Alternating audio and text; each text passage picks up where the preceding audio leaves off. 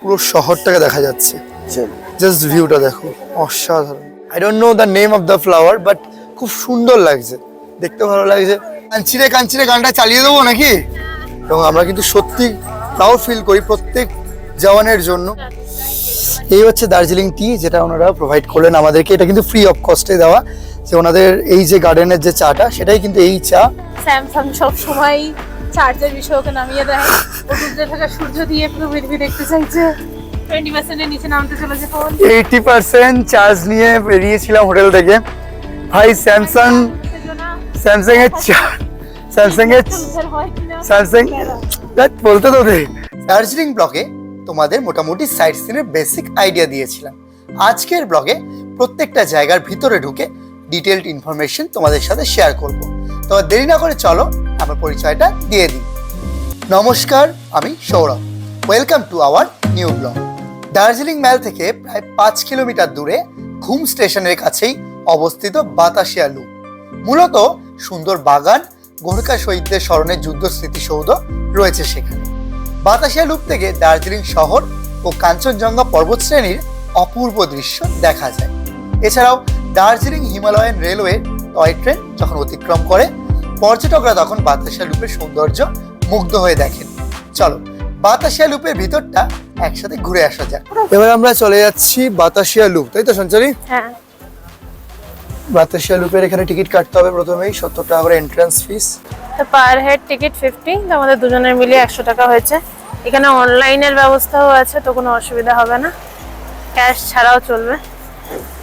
সৌরভ এটাকে 70 বলেছিল। আমি অ্যাকচুয়ালি ওদের যে লোকাল ভাষা রয়েছে, ঠিক আছে, সেখানে ওই 5টা অনেকটা 7 এর মতো দেখতে, ঠিক আছে, মানে ওই জন্য বুঝতে পারিনি প্রথমে, দেখিনি সামনের যে 50টা লেখা ছিল।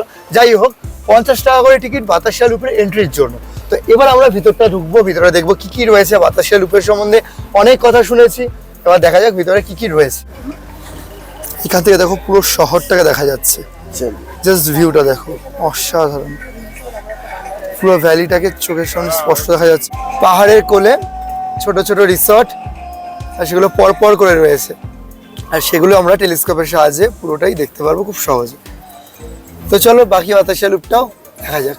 পার্টিকুলার ভিউতে যদি তোমরা দেখতে চাও, তাহলে কিন্তু তোমাদের এই দেখো এন্ট্রি ফিস এখানে 50 টাকা করে পার পার্সন। এতে তোমরা কি করতে পারবে, বাইনাকুলার দিয়ে তোমরা পুরো ভিউটাকে দেখতে পারবে।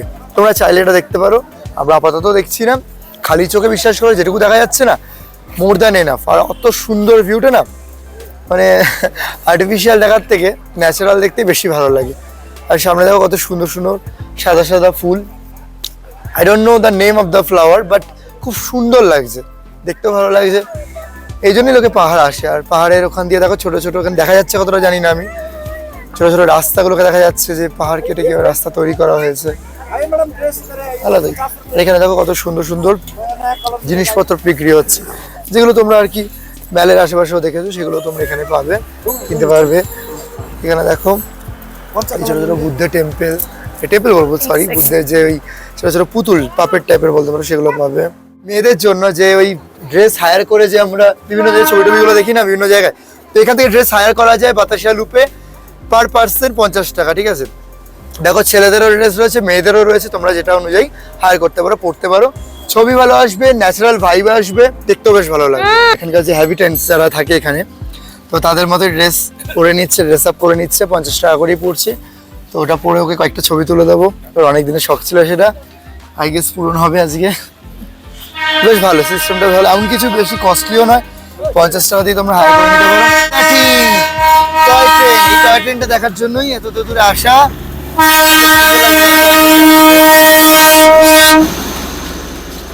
বাতাসিয়া লুপের এটাই কিন্তু ক্যারেক্টারিস্টিক্স, যে তোমরা এখানে কিন্তু কাঞ্চিরে কাঞ্চিরে গানটা চালিয়ে দেবো নাকি? দারুণ লাগছে, এসো এসো, আস্তে আস্তে দেখে দেখে এসো, ব্যাস দারুণ লাগছে।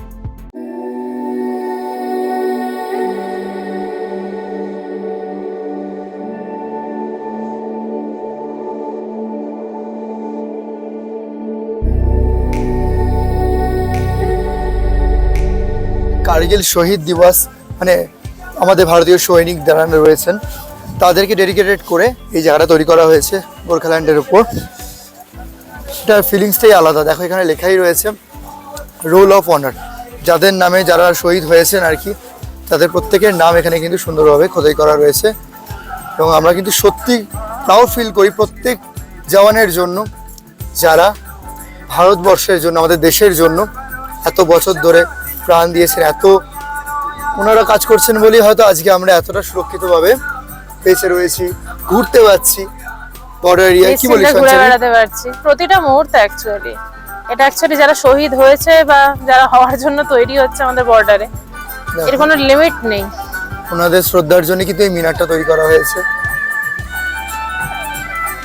তার সাথে খুব সুন্দর একটা গানও চলছে, ভালো ফিল হবে। কিছু অনুভূতি না খুব ভালো হয়, যেটা হয়তো পয়সা দিয়েও কেনা যায় না। তার মধ্যে একটা অনুভূতি হচ্ছে এইটা, সমস্ত গোর্খা সৈনিকরা লড়েছেন, তাদের নাম কিন্তু এখানে স্পেসিফিকভাবে খোদাই করা রয়েছে ওনাদের ট্রিবিউট দেওয়ার জন্য, যেটা কিন্তু সত্যি খুব ভালো ইনিশিয়েটিভ। সুগন্ধি কস্তুরী স্বাদযুক্ত চায়ের জন্য বিখ্যাত 1850 দশক থেকে চালু দার্জিলিংয়ের 83টি চা বাগান। তার মধ্যে থেকে একটি স্টল থেকে আমাদের চা খাওয়ার সৌভাগ্য হয়েছিল। তো চলো একসাথে চা বাগানটা ঘুরে দেখা যাক। এই মুহূর্তে আমরা রয়েছে দার্জিলিং টি গার্ডেন, সেটার জন্য আর কি পার্ক স্টল নাম্বার আর কি 13-এ আমাদের নামিয়ে দিয়েছে গাড়ি। সেখান থেকে আমরা নিচের দিকে এগোচ্ছি। এ দেখো সিঁড়ি দিয়ে আস্তে আস্তে করে নামতে হচ্ছে। এখানকার বিউটিটা কিন্তু বেশ ভালো লাগবে দেখতে, কারণ একদম চোখের সামনে থেকে তুমি পাহাড়ে পুরো উপত্যকাটা দেখতে পারবে। এছাড়াও স্বচ্ছ ভারত অভিযানের জন্য দেখো এখানে তোমরা ছোট ছোট ডাস্টবিন টাইপের করা আছে, লেখা আছে স্বচ্ছ ভারত। তোমরা এখানে তোমাদের কিছু যদি ডাস্টবিনের মধ্যে কিছু ফেলার থাকে, ওয়েস্টেজ, সেগুলোকে ফেলতে পারো। সুন্দর করে দেখো তার দিয়ে এটা ঘেরাই রয়েছে, কারণ এটা খুব ঢালু জায়গা, দুদিকেই তার দিয়ে ঘেরা রয়েছে। তোমার পড়ার কোনো চান্স নেই, শান্তিতে আস্তে আস্তে যেতে পারবে। এখনো পর্যন্ত বাতাসের লুকটা তো যেমন ভালো লেগেছিল, তারপরেও আমার এই জিনিসটা, এই জায়গাটা খুব ভালো লাগছে, কারণ এই জায়গাটাতে তুমি পুরো এই ভিউটাকে দেখো, দেখতে পারবে পুরো ভিউটাকে চোখের সামনে, একদম সামনে। এখান থেকে আমরা আস্তে আস্তে ওই যে নিচের দিকে দেখো সবাই নেমে গেছে, ওই দিকটা আমরা এখন যাবো।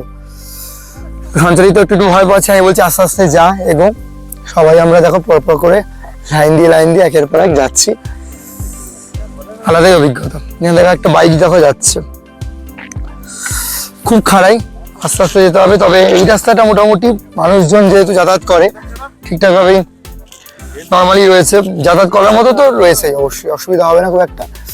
এখানকার থেকে ভিউটা আমার কিন্তু দেখতে ব্যাপক লাগছে। পেছনে পাহাড়, আমরা হেঁটে আস্তে আস্তে আসছি। আর পাতা ছিঁড়লে কিন্তু এখানে লেখাই রয়েছে দেখো জরিমানা। সুতরাং কিন্তু এখানে কিন্তু কোনো রকম চা পাতা ছিঁড়বেন না। এটা কিন্তু আমাদের একটা হেরিটেজ সম্পত্তি বলতে পারেন, আমার আপনার সকলের সম্পত্তি। সুতরাং এটা কিন্তু ছিঁড়বেন। এটা দেখবেন কত সুন্দর সুন্দর এখানে গাছগাছালি, পরিবেশ, ফুলগুলো দেখুন কত সুন্দর। সুতরাং এখানে কিছু ছিঁড়বেন না, জাস্ট দেখবেন, এনজয় করবেন ভিউটা, যতক্ষণ মৌচায় থাকবেন, তারপর চলে যাবেন। লেখা আছে stop, no entry beyond this point, মানে এর বাইরে কিন্তু আর যাওয়া যাবে না। এটাই হচ্ছে সবচেয়ে উঁচু জায়গা। দেখো টি গার্ডেন, এখান থেকে পুরো নিচটা দেখতে পারবে। বেস্ট হয় তোমরা এর ধারে কাছে যেও না, কাছাকাছি থাকো, মানে একদম দেখো স্ল্যাপের এন্ড পয়েন্ট এটা, আর তার নিচেই হচ্ছে পুরো খাড়া পাহাড়টা। মানে পড়ে গেলে এখান থেকে বাঁচার কোনো জায়গা নেই, এটাই এন্ড পয়েন্ট বলতে পারো, জীবনেরও এন্ড হয়ে যাবে যদি এখান থেকে পড়ে যাও। সুতরাং রিস্ক নিয়ে যাওয়ার দরকার নেই, এটুকুই ঠিক আছে। এখান থেকে দেখো, এনজয় করো ভিউটা, তারপর বেরিয়ে যাও। যে চা পাতা দেখো একদম চোখের সামনে, টি গার্ডেনের ভিতরেই রয়েছি আমরা, দার্জিলিং টি গার্ডেনের ভিতর।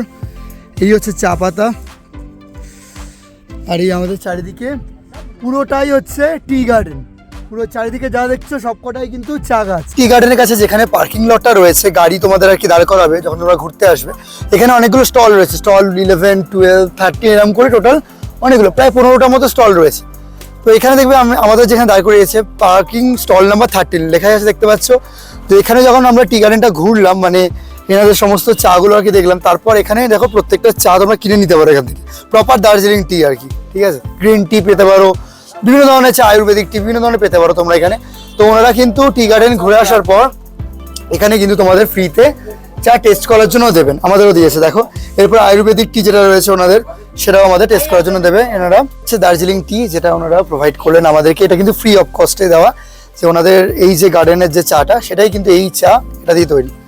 এই হচ্ছে তার চা, পিওর দার্জিলিং টি লেখাই রয়েছে, প্যাকেটে করে বিক্রি হচ্ছে। তোমরা চাইলে কিনতেও পারো, নিয়ে যেতে পারো, এখানে এসে টেস্ট করে দেখতেও পারো। এছাড়া আয়ুর্বেদিক টি এটা খাওয়ার পর ওনারা টেস্ট করতে দেবেন। দারুণ খেতে। আমি একটু খেয়ে দেখি একবার। দেখো চায়ের কালারটা,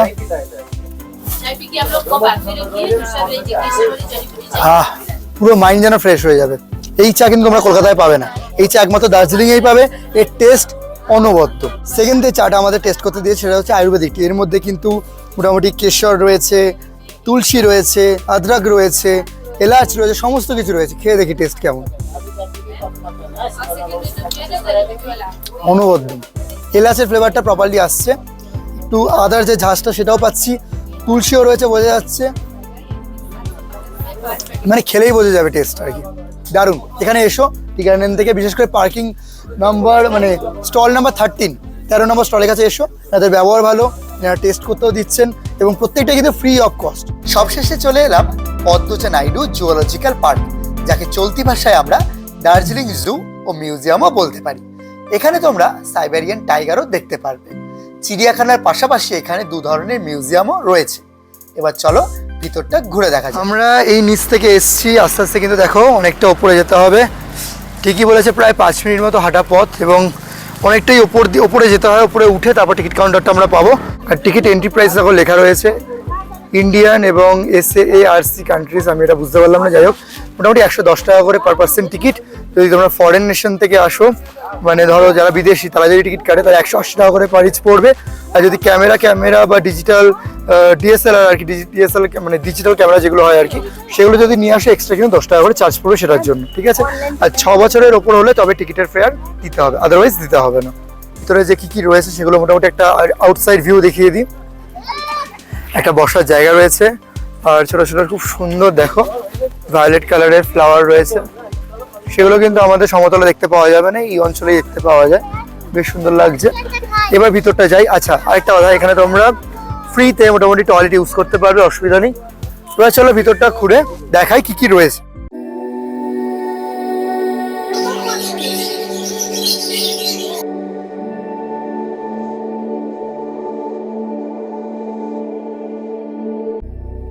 এখানে সবশেষে আমরা দেখতে পেলাম রয়্যাল বেঙ্গল টাইগার। ভাগ্যটা ভালো ছিল এবং বাঘটা সবচেয়ে বড় কথা এত ভালো পোজ দিচ্ছে, দেখতে বেশ ভালো যায়। একদম ক্লোজ থেকে দেখো, জাস্ট সি। কলকাতায় আর কি, যেটা আলিপুর জু আছে, সেখানেও কিন্তু এত কাছ থেকে বাঘ দেখা যাবে না। এই সৌভাগ্য কিন্তু এখানে এসে পেলাম আমরা। এই যে প্রজাতিটা টাইগার, এটা কিন্তু সাইবেরিয়ান টাইগার, যেটা কিন্তু নর্মাল কলকাতা আলিপুরেও দেখা যায় না। আর এটা খুব রেয়ার স্পেসিস, এখানে ঠান্ডা বলেই রাখা গেছে। আর এটা কিন্তু দেখো সাইজে অনেকটাই বড়, এটা জুম করে যদি দেখানো যায়, আই গেস বুঝতে পারছো সাইজটা বেশ বড়। আমি সব সময় চার্জের বিষয় ওকে নামিয়ে দেয়, ও ডুবতে থাকা সূর্য দিয়ে পুরো পৃথিবী দেখতে চাইছে। 20% এর নিচে নামতে চলেছে ফোন। 80% চার্জ নিয়ে বেরিয়েছিলাম হোটেল থেকে। ভাই স্যামসাং এর বলতে তো দে, স্যামসাং এর চার্জ এতই খারাপ, 2 ঘন্টা থেকে 2.5 ঘন্টা ঘুরলাম, 60% চার্জ শেষ। এখন 21% রয়েছে। মিউজিয়াম, জু সবটাই কভার করতে হবে। জানি না কতটা পারবো, যতটুকু হচ্ছে 1% অব্দি লড়বো আমি, এটুকু বলতে পারি। কি করেছে পুচকেটা?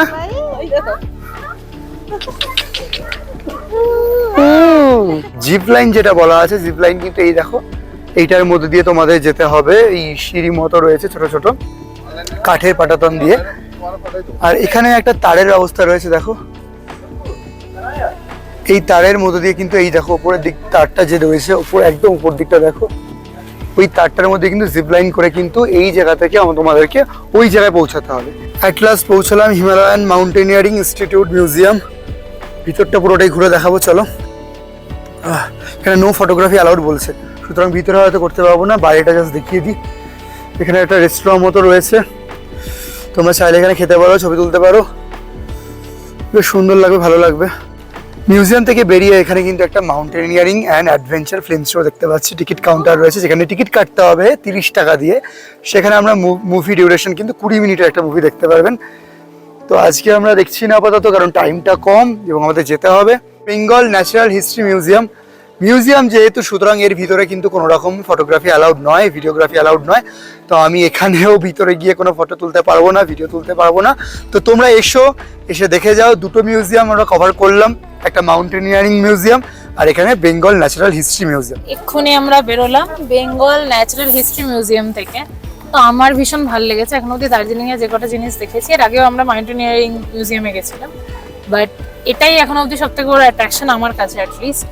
মানে ইন্ডিয়ান মিউজিয়ামেও তোমরা গিয়েছো, ভিক্টোরিয়ার আমাদের ভেতরে মিউজিয়াম আছে, বাট ওগুলো না সব নতুন করে ক্রিয়েট করে সিনথেটিক্যালি বানানো, বাট এখানে যা আছে সব অরিজিনাল স্টাফড অ্যানিমাল, এলিফ্যান্টের টাস্ক, যেটা একদম পুরনো, মানে 1800 শতাব্দীর যে ক্রোকোডাইলটা ছিল ওর যা সাইজ, বা অরিজিনাল এলিফ্যান্টের টাস্ক, বাইসনের যে পুরো চামড়া ছাল যা হয়, তারপর পাইথনের কঙ্কাল, সমস্ত হ্যাঁ, ধরনের সমস্ত পশু পাখির skeleton। কঙ্কাল, স্কেলিটন যেমন দেখতে পাবে, ফ্লেশ দেখতে পারবে, আর খুব সুন্দরভাবে সংরক্ষিত করা রয়েছে। জন্তু দার্জিলিং এর 3টে পর্যটন কেন্দ্র তোমাদেরকে ঘুরে দেখালাম। এরপর দার্জিলিং সিরিজের আরো কিছু ভিডিও নিয়ে খুব শিগগিরই আসছে। তো আজকের মতো এটুকু।